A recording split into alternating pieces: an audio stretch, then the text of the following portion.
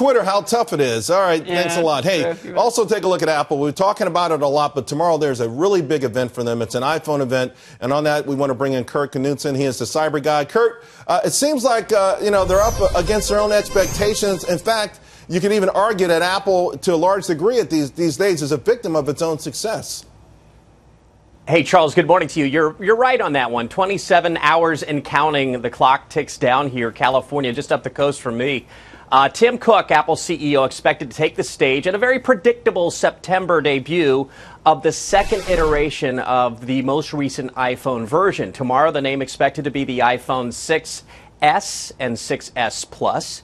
And what's the big hoorah about the whole thing? Well, apparently an A9 processor, meaning a lot faster, a much better camera, 12 megapixels, a leading rumor on that one, and simply better wireless communication with faster throughput. What does that mean? Even longer battery life for us. For those who are getting into the Apple phone or up for a renewal, this might be an enticing offer. Apple will think it will be, and they like to do these sort of things right around this time of year to get us all hot and bothered for the holiday season, so we've got something on our mind for that. Kurt, now, there could be also... Kurt, I want to ask you, because there was a big news out a week ago, though, that the Apple, because of all the features that these batteries really were running, running down a lot quicker than consumers thought they would, they're going to have is there going to be a marked improvement there?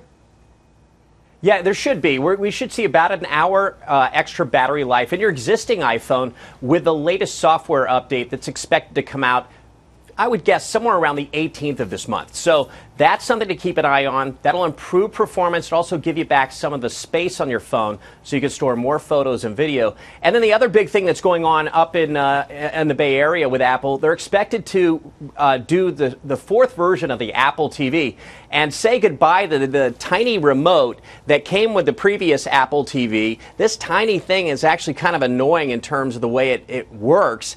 And now expect the Apple TV to have a big focus on gaming. And I suspect that their newer remote control will offer you a lot more control in terms of perhaps using it as a game controller for the new device. And also, I have been followed on Twitter up the yin-yang over the last week by all sorts of gamers just out of the blue. So the word is out in the gaming community that Apple is coming out with a very big play as it relates to Apple TV. Right. Now, should Microsoft and Sony be shaking in their boots? No.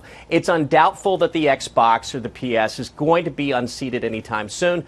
These are really robust boxes, but Apple TV's got to play here. We're going to keep our eye on. But it does underscore that gaming environment, it just keeps growing and growing and growing. I think the average gamer is like 34 years old. They want the living room. Yeah. All right. Kurt, thanks a lot, buddy. Appreciate it.